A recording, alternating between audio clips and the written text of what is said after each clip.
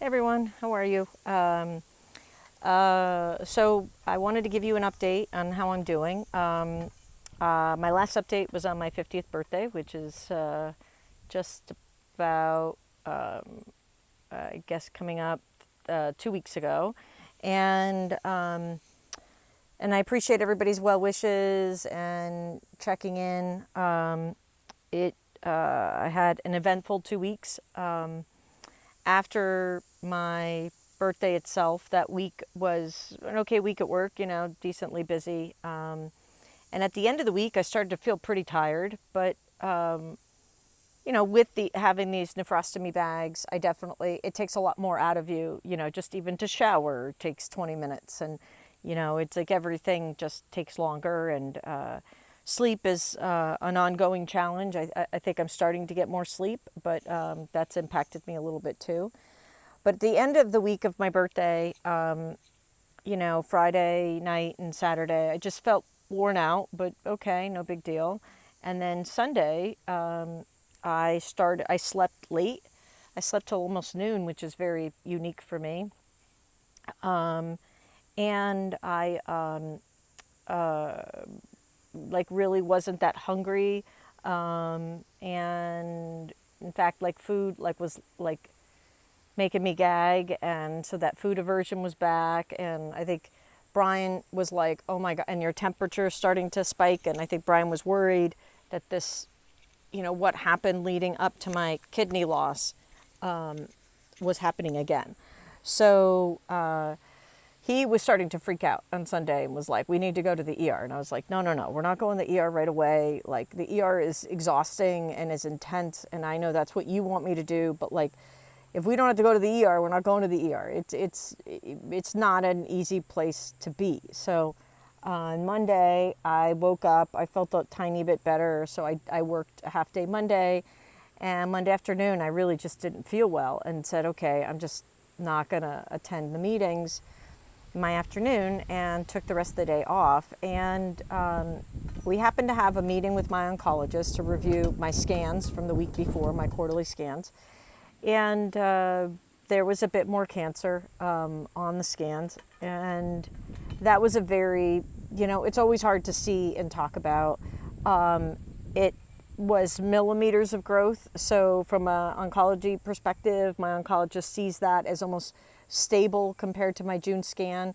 And so it's not growing rapidly.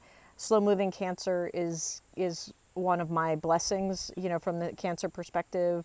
And it's giving us a little bit of time to think about clinical trials. And that's really kind of the next step for us, is clinical trials. I can go back to my old chemo regimen, which pretty intense chemo meds, but what we know is it will keep it at bay and keep everything small, but it doesn't eliminate it. And so I made the choice at the beginning of the year, as you all recall, to not do surgery yet, because that takes a physical toll on your body and scar tissue and a bunch of challenges.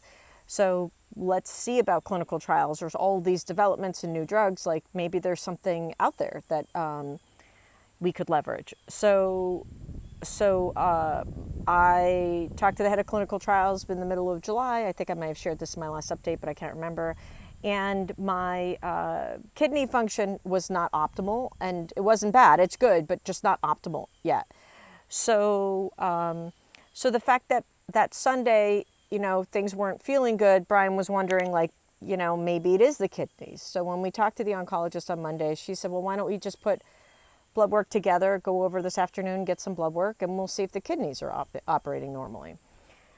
And when we went over to get the blood work, I was like really weak and shivering, and, even waiting for the blood work, like it just, everything kind of went wrong. Like, I signed in first, but all these people went before me. It was just this glitchy thing. And, the nurse was wonderful and apologized. But, I was like, this should only take 5 minutes, but it took 25 minutes. So I was really weak and frustrated. But we found out the kidneys were okay, so that's good. And I just thought, all right, so I must just have the flu. And Monday night, I had a temperature up to 101.4. That was the highest. And we figured out how to break the temp with cold washcloths and stuff like that. But, the temp was going up and down. And so on Tuesday, I had a meeting with my healer, and she's like, I don't know, I'm not getting good vibe about this. I'm thinking you should go to the ER. And I was like, oh, I don't want to do that. But I did share that with Brian, and we talked about it, and we discussed like talking to the oncologist, and he did.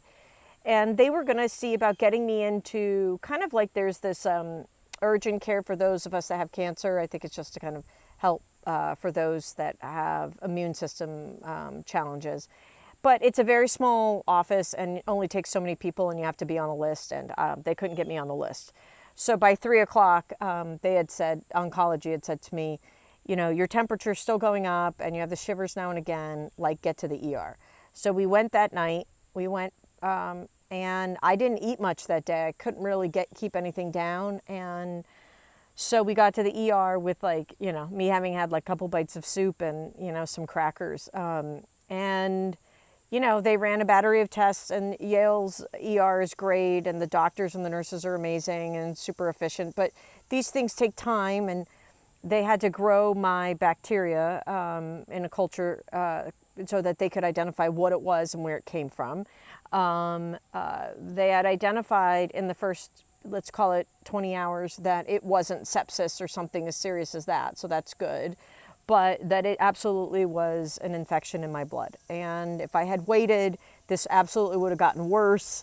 And if I waited, it could have been life and death. So it just is like crazy to have yet another like super intense experience after, the almost kidney failure experience. And then I was in the ER for 24 hours, and that was just very sensory and exhausting, and, small bed and small room. And Brian, wanted to be with me, and I don't blame him because we didn't know what the hell was going on and seemed very serious and dangerous, but no place for him to sleep. And, in the middle of the night, they brought in like a normal sized bed.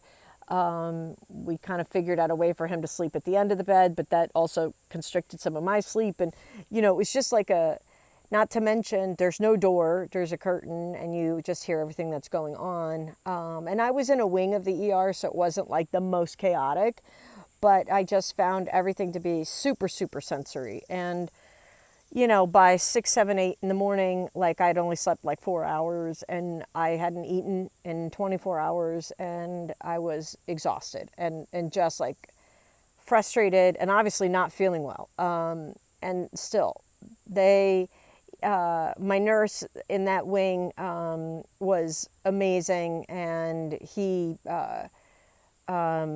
worked with some folks, I believe, to like get me into another part of the ER that had some open beds that was more quiet. And I went into that.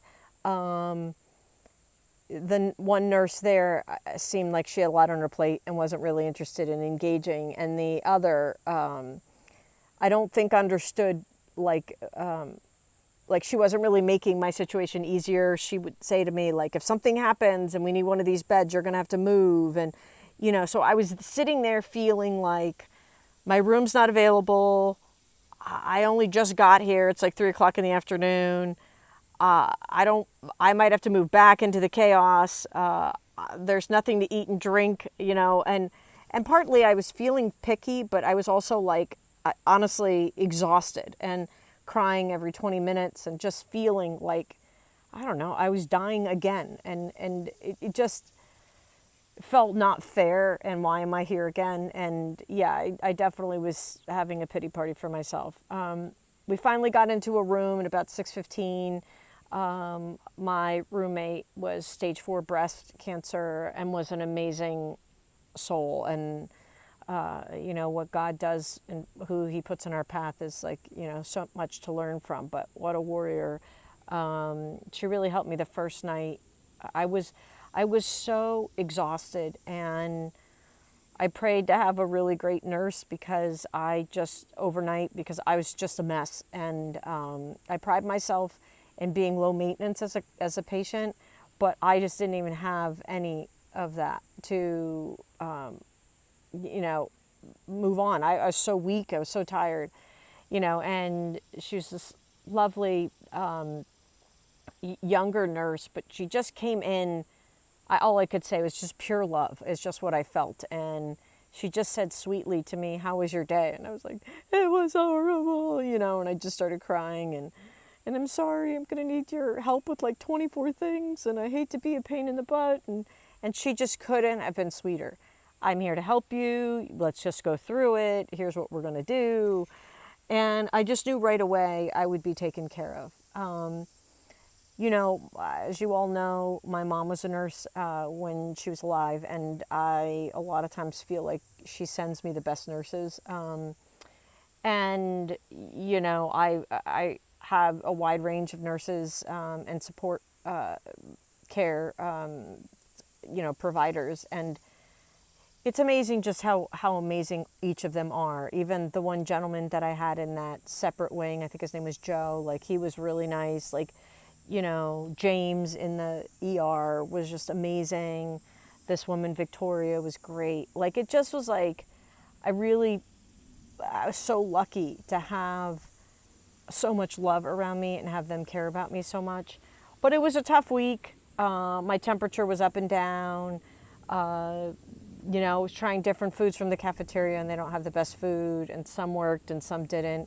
And not sleeping that great every night. I was lucky to get kind of 3 to 4 hours in one clip, an hour here and then like maybe 3, 4 hours. So I think by Friday, I maybe slept 15, 16 hours from Tuesday to Friday, and I was wiped out. And when I got out on Friday, they told me that you had a blood infection. The bacteria from the infection came from we saw the same bacteria in your urine, and they have identified that it came from the cords in the bags that I had installed 4 weeks before. And so that was super frustrating. I think when we left on Friday, we knew it was in my urine, but we didn't know like where it came from. And I think we spent, Brian and I, a few days wondering if we had caused it, because people did not do a great job of like discharging us and telling us how to maintain the bags. But when we talked to the urologist on Monday, he basically said, no, you guys didn't do anything wrong here. That infection pretty much started, back when you got the bags, and it just took a while to kind of come out. So as a result of that, tomorrow actually, I have to have the bags and tubes surgically replaced, which I'm not excited about. You all remember the story from before, and I know I've done it before, and I know Twilight will work to keep me calm. I'll be very happy when it's done. So it's been kind of a brutal existence. I think when you get home from the hospital, especially when you've had a challenge like I went through with the not sleeping and eating, it just takes days to recover. I felt like the weekend I got home, I was really angry and resentful about why does this keep happening to me. And, I know some people had shared like, resentment's not going to help you and this and that, but I work hard to share with you guys like how I really feel, and I just want to hold space for the fact that that's just where I was. And I think at least I was angry, and at least I had a little bit of fight, because I think early in the week I was like, I can't do this anymore. Like I'm done. I'm done trying to fight for surviving, because like it just every time I get through something else happens. So I think by Saturday, the reality of like being able to be angry, be angry at so many things. Be angry at the fact that it's the end of the summer and I had like no summer, and I have had this medical summer and felt so beat up from it. And many of you know it's, one of my goals to eventually put this into a book and write this up. And I just keep thinking this period of intensity and physical impact has taken over the last 18 months, really. And I feel like it's almost, I think I'm going to call it the dunking, because I just feel like I keep being dunked underwater, like it's another thing, and here we go again. And it's, starting from last fall when I did that surgery, and it was like, sorry, we can't go on because there's too much cancer. And then 2 weeks later, I fractured my jaw, and then I fight to say I'm not getting my jaw wired because I need to keep doing chemo. And then to have the surgeon tell me if I don't do surgery in January, I'm going to die from this. So then I spent months identifying that if I choose that, then I may choose my own death. And what does that look like? And will I be around for next Christmas? And that was intense. And then I chose clinical trials, chemo maintenance, and that we would move towards clinical trials. And then the spring, my platelets got low. But even something as beautiful yesterday as like going back to look at the trip that my family went on at the end of May to celebrate our 50th birthday, my husband and I was watching some of the reels I made on Instagram yesterday, and I was just crying thinking about this woman has no idea what's about to hit her this summer. And that trip wasn't an easy trip. You know, I wasn't physically as strong as I would want to be, and yet there was so many amazing memories from it, and I'm so grateful I had it. And you know, just a reminder to each of you that like none of us know what comes next. And you know, I can't imagine all the horrible things that happened to me this summer would happen to any of you, but like, you know, take the trip. Like, just take the trip. Do the thing you've been waiting to do. Let this be your sign. If there's something you're waiting to do, like, don't wait. Go do it, because you just don't know what comes next. And, you know, with these bags, I've felt very isolated. And, you know, some of the things I'm learning, and I'm sharing some of the hard stuff that I've been dealing with. You know, the summer's been very dark emotionally, and I think it's, you know, it's a beautiful thing to watch other people go through their life and have happiness and things, because none of us are all happy at the same time. And, you know, I'm grateful to have so many amazing people that are having beautiful, positive things happen, but in their lives. But there's almost this feeling like of like the world is just going by, and, you know, what's happening to you is just, you know, almost like if you weren't here, like life would just keep going. And, you know, that's a tough reality, but that is reality. And also work, wanting to keep working and contribute, and yet at the same time recognizing that this health stuff for me right now is like so big and so all consuming that really is the biggest priority. And once we start clinical trials, I've been told that, you know, the first couple weeks, this is brand new meds. They, you know, I'll come in for an infusion, and then I'll have to come in the next few days in person for them to monitor me. And, you know, it's going to be very hands-on. Unlike my normal chemo treatment, where they've had hundreds and thousands of people going through that treatment, those meds are cleared by the FDA. And so, you know, I go through the treatment day, and the next day's a little bit tiring, and I bring my pump home for 48 hours of medicine, and then I get that connected. I feel tired. And then the next week I'm okay. That, you know, I think it's going to take a while before we get to that spot. So I think one of the things I'm realizing is this dunking that's been happening for me over this last year and a half has really, when you look at the benefit of it, has been so brutal. It has really shifted me into prioritizing my health as the biggest focus. And that is so important. And I know many of you have probably already said that to me, like, your health is the most important thing. And, you know, the reality is if you don't have your health, you have nothing. And, you know, you could be a millionaire, but if you're not healthy, you can't enjoy all of that, you know, abundance. And so taking care of yourself and putting that mask on first is more important than anything. And for any of you that are looking for a sign to remind you to do that, this is your sign.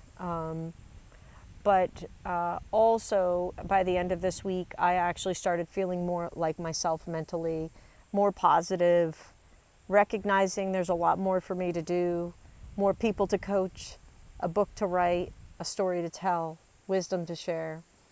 And even today, I got out and walked for the first time in months, and not, you know, walking to and from the bedroom and the living room, but like, you know, I walked a couple hundred yards, and it may not seem like much, but with the bags, and you know, just finding my new normal and having lost as much weight as I've lost, and the strength and the digestive issues is a big deal. And I'm proud of myself for doing it, even though I was dogging myself, like, can't believe I can't go further. But I really wanted you guys to know that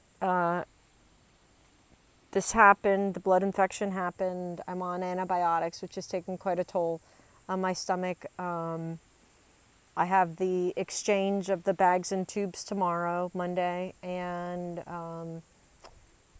yeah, and I hope to take it a bit easy this week. I will be working, but hopefully on the slower side, and that's what's going on with me. And I know, again, just want to thank each of you for reaching out, and I'm slowly getting back to folks, and please just know that I see your texts and I appreciate them, and I will read them, and I generally write back when I have the energy to do that. So just know how much I love you guys and how much your reaching out means to me.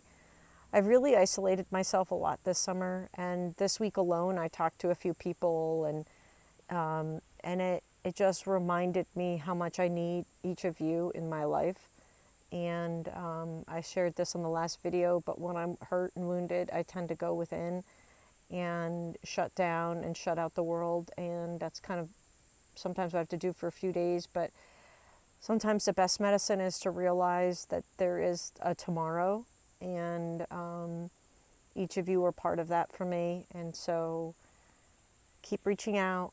No, I'll get back to you as soon as I can, and I will keep you posted on clinical trials. The good news on clinical trials is I'm approved for 3 of them, and we're just waiting for seats to open.